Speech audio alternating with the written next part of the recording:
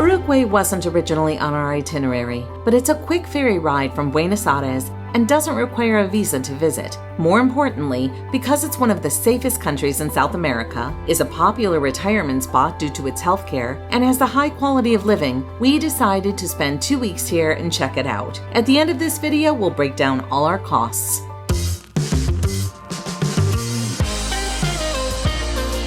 I'm Judy. And I'm Kevin. Welcome back to Finding Gina Marie, where we share our lives as full-time travelers and the connections we make along the way. Colonia del Sacramento is in southwestern Uruguay, on the northern shore of the Rio de la Plata, directly across from Buenos Aires, Argentina. We bought second-class tickets for the Buque bus ferry departing from Puerto Madero. Before boarding, we had to go through the immigration process to leave Argentina, and then the next window was to get stamped through Uruguay immigration. Because you have to go through Border Patrol, you'll want to give yourself enough time before boarding. This feels more like taking a flight than taking a train. Give yourself about an hour and a half before your departure time, and also be mindful that getting through traffic to get to the ferry terminal can take a while, depending on the time of year and the time of day. The ferry takes an hour and 15 minutes and went by pretty quickly. We didn't need to do anything with Uruguay immigration when we got to the other side. We have a more in-depth article on our website about everything you'll want to know about Colonia del Sacramento and Montevideo, and also all of the logistical information about how to navigate the ferry and the bus systems. I think this is a first for us today. I don't think we've ever gotten to a new country by way of ferry. So that's pretty cool. I don't think so. It's got to be the first. All right. Winning ferry rides. Very wonderful.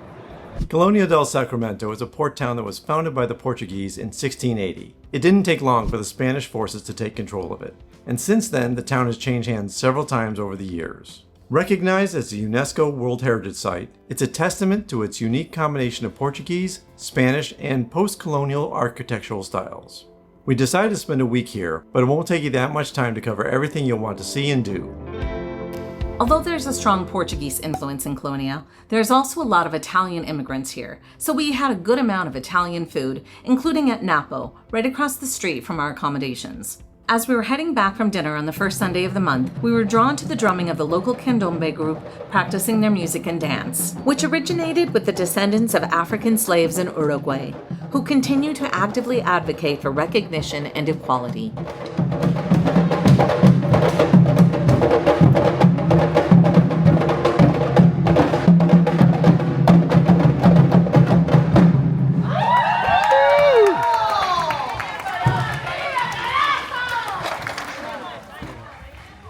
We're just outside the main city gate, which was built in 1745 and leads to the Barrio Histórico of Colonia del Sacramento. The fortification walls were originally built in the 17th and 18th centuries and span approximately 2 kilometers around the historic part of town in order to protect the city from invasions. They played a critical role in the territorial disputes between the Portuguese and Spanish. Many of them have been restored to preserve their historical significance. The influence of Portuguese colonization is reflected in the painted ceramic tiles that are everywhere in Colonia, from addresses and street signs to this map of the city as it looked in 1762. Although we think this is a charming town, it's really compact. You can easily walk from any point in the historic area to the water's edge, with the peninsula being only about 5 blocks wide. The area on the way to the river was really peaceful, and if you look, you can see there's someone enjoying the view from the center of this tree. Uruguay is one of the safest countries in South America, and we definitely felt safe in Colonia. We recommend adding a 10% tip at restaurants. Every place we ate ended up refunding the VAT costs, so our final cost was cheaper than our original bill even after tipping. You can see the beautiful Bougainvillea thriving through the second week of December when we were here. Colonia is classified as a city because of its historical significance and its administrative and cultural functions, but it has more of a small town feel. What I'm enjoying about Colonia del Sacramento is the shady, tree-lined streets that are around here. It's been very comfortable to walk down them. We're here in Plaza Mayor and it's lovely. There's trees everywhere and lots of birds singing to us, and even a little dog over there is just laying down. There's a bunch of benches, great place for people watching, and you could see why this is the center of the city. In fact, the lighthouse is very close by. We're going to go there in a little bit. It's closed for lunch, but there are panoramic views that we'll be able to enjoy of the entire city and also the river, which is one of the largest in the world, the widest. So that'll be interesting. We were disappointed when we returned to the lighthouse, thinking we were just catching it during the staff's lunch break. Turns out it was actually under construction, so we missed out on the chance to see the views from the top of the city. The lighthouse was built in 1857 and sits on a hill where the old Portuguese fortress used to be. This is called the Street of Sighs, but really it's just like a little lane. And it's called that because of a few mysterious reasons. Not really sure which one is the real one, but here are 3 choices and you can choose which one you prefer. Some say it's because the sighs are of secret lovers who met on this picturesque little lane late at night under the cover of darkness and the pretty river that's in front of us. Other people say it's the site where prisoners were sentenced to death and took their final walk, sighing as they were marching down the street to their untimely demise. And then the third story is that sighs come from the sailors longing to return home or longing for their lost loves, since the street isn't too far from the port. I'm always going to choose the romantic option, of course. Why not? When you get to choose, pick the best one. Buen Suspiro means good sigh, and this tapas restaurant is worth visiting while you're here. It was originally a residence built in 1720. We ate a delicious meal in the outside courtyard, but we should have considered dining in the adorable inside space, which might have been a bit cooler on this really hot day. Oh dear.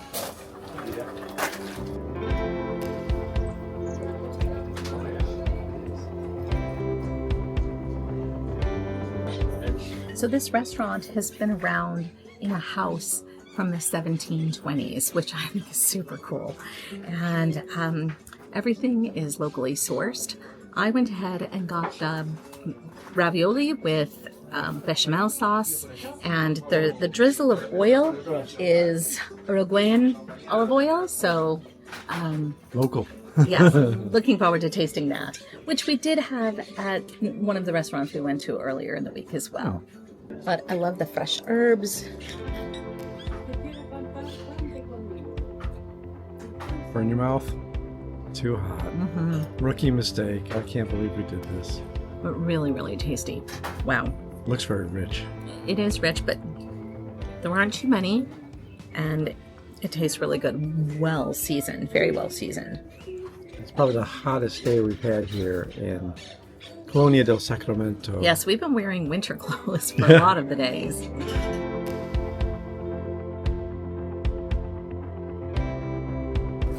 Gracias. Excelente. Espero que te haya gustado. Basilica del Santissimo Sacramento was completed in 1800 and is one of the oldest churches in Uruguay. It has a simple yet elegant neoclassical design, including a tall bell tower. So what do we think about Colonia? It was a charming little city and we appreciate the historic feel of it. But the historic center is very small, and a day trip here is really all you need. Spend an overnight if you want to linger for the sunset views, but overall, it's a very sleepy town. Should we grab a Christmas tree? Yeah.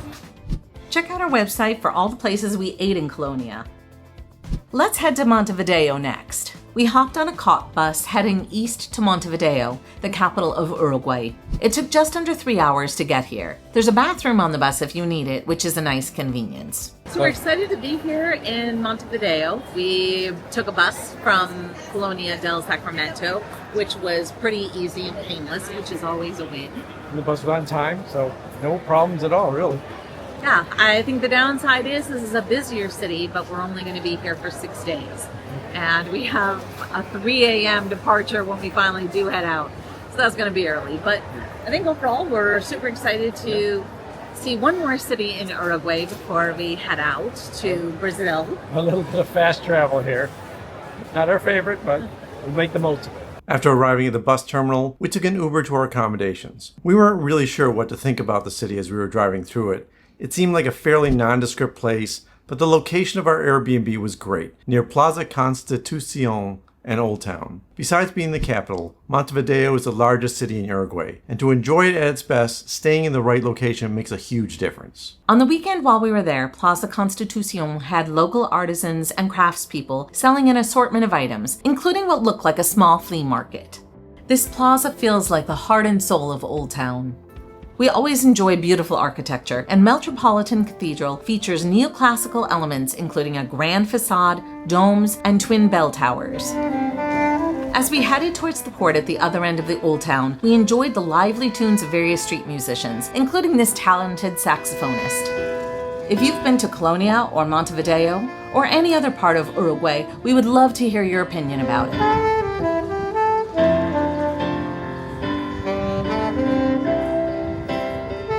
Jardín Nativo is in the Buceo neighborhood and is this small little haven of native plants, some street art, and even small drums so that the visitors can interact with the garden and also connect with the Afro-Uruguayan candombe rhythms. One of our favorite things is when a city has pedestrian-only streets, and Montevideo has several. Vibrant street art is scattered all throughout Montevideo. The combination of palm trees, outdoor eating, street music, and colorful art combine to create a celebratory atmosphere. We didn't grab an aperitivo here, but the area lends itself to chilling with one. We enjoyed browsing the well-preserved colonial-era buildings with their ornate facades and wrought iron balconies, reflecting the influence of Spanish and Portuguese colonial styles. Currency here is the Uruguayan peso, but we didn't need to get cash, except when we stopped at Empanadas Carolina, which has been located in the Mercado del Puerto since 1960. They only take cash or debit cards, so we incurred a small fee for using our debit card. But it was worth it because they serve a huge variety of empanadas. Just make sure you have a backup choice because they can run out of some flavors. And make sure you don't visit on a Sunday because they are closed on that day. Mercado del Puerto is mostly famous for its steak restaurants, and it's bustling during weekend afternoons. You can smell the smoke from the fired meats, so this may not be the best place if you're a vegetarian. Depending on when you go, the area can also be very lively. We visited the week before Christmas, and we celebrated our 41st wedding anniversary here. We were headed elsewhere for cappuccino, but Café Brasileiro drew us in. It's the oldest cafe in the city, founded in 1877, and has attracted artists, writers, and musicians over its 140-year history. We're at Café Brasileiro in Montevideo, and I've got some cafe con leche, little mini croissants with ham and cheese. Churros del Dolce. They look very dolce with this one. I'm gonna go with less sugar on the first one. How's that? Because it looks too much sweet for me. And a little. This almost looks like caramel? It doesn't look like chocolate. That's what it is. It's not chocolate. I actually like these better than the ones we had in Madrid. So these are juicier and sugar's not bad either. Pretty tasty. Our Airbnb was inside a building with 24-hour security, so we always felt safe. It also had a food market on the bottom floor, which made it very convenient to grab ingredients for a quick meal, especially since a lot of establishments were closed on Sundays. We didn't take video of our meal at La Tabla because we had planned to return, and we were so bummed that we never were able to get back there. Kevin had chivito, which is a sandwich with churrasco beef, bacon, a fried egg, ham, green olives, mozzarella, tomatoes, and mayonnaise. It's the national dish of Uruguay, with good reason. And it broke my heart that we didn't get to go back. We celebrated our 41st wedding anniversary with a dinner at El Fogan Restaurant, which is a steakhouse founded in 1962. So we're at El Fogan for our anniversary dinner, 41 years, happily married. And I've got the empatre, which is a beautiful cut of steak, and some provincial mushrooms with it, which I can smell the garlic already. It smells good. It's not as tender as I would expect. Doesn't matter. Still a great flavor. But the mushrooms are cooked perfectly. Very buttery. Yeah, delicious. Very nice place. Very authentic. Feels like it's been around here forever. And really nice dinner. We didn't need a reservation, but you should have one. There are a lot of locals that frequent here. We decided to take a walk along La Rambla for a bit, but it spans more than 22 kilometers along the Rio de la Plata, continuing down the entire coast of Montevideo. It's not the most beautiful promenade we've been on, but it's a nice walk otherwise. Named for the old gas company, Playa del Gas is a small rocky beach where plenty of locals were fishing, but it's rocky and really not a nice place for laying out on the sand. It's also quite smelly. Although you can see that there are some people who did lay out.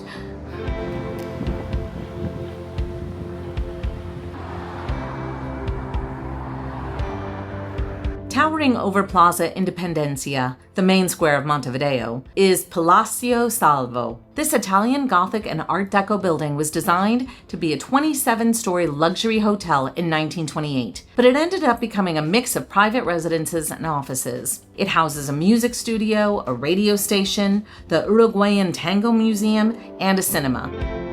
At the southwest corner of Plaza Independencia is the magnificent Teatro Solis, which opened its doors to this grand theater for the first time in 1856. This neoclassical designed building has hosted performances of opera, ballet, theater, and concerts.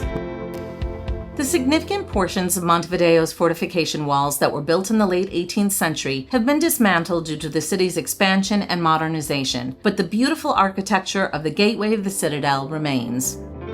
So what do we think about our time in Montevideo? I think we liked it well enough, and we really enjoyed exploring the Old Town. It was an easy, laid-back place to visit with a vibrant cultural scene. The influence of African Uruguayan culture, especially through candombe and tango, was something I'm interested in learning more about. We wouldn't call this a bucket list destination, but if you're visiting Uruguay, we think Montevideo is worth a few days of your time. So what did we spend for 13 days in Uruguay? Let's start with Colonia del Sacramento. Dining cost us $309 and groceries were $43, which breaks down to be $25.13 per person per day. Our accommodations were $467, which breaks down to $66.76 per night. Our bouquet bus ferry tickets were just under $69 per person. Excluding the cost to get to Colonia del Sacramento, we spent a total of $819.13 here, which breaks down to be $58.51 per person per day. In Montevideo, we ate at an empanada restaurant that only took debit cards or cash, so our bank charged us a small 23-cent fee for using our debit card. Our dining was cheaper in Montevideo at $187, but our groceries were double the price of Colonia del Sacramento at $85.52. which breaks down to be $22.72 per person per day. I got my hair colored here for $87.53, which includes a tip. We used Ubers to get to and from our accommodations for $19.68. Lodging was only $335.05, and we liked them much better here too. The cost breaks down to be $55.84 per day. Now technically we booked for 7 days because we got a discount for staying a week. If we had only booked for 6 days instead of 7, it actually would have cost us $23 more. The bus from Colonia del Sacramento cost us $45.10, or $22.05 apiece. Excluding the cost to get to Montevideo, we spent a total of $715.15. Excluding the hair salon from Montevideo, you can see that it's actually a cheaper city than Colonia del Sacramento. We spent $2.41 per person less per day for food in Montevideo, and lodging was $10.92 less per day. We spent $1,534.28 for 13 days in Uruguay, excluding the travel cost to both cities. That breaks down to be $118.02 per day, or $59.01 per person per day. That's all we have from Montevideo. We're on our way to a 3 a.m. flight to Rio de Janeiro, and we also want to say thank you to our Gelato members who helped to make our channel possible. Check out findinggeniemarie.com, where you can find articles, our free community forum, free downloads, and also check out our behind-the-scenes offerings. Until next time.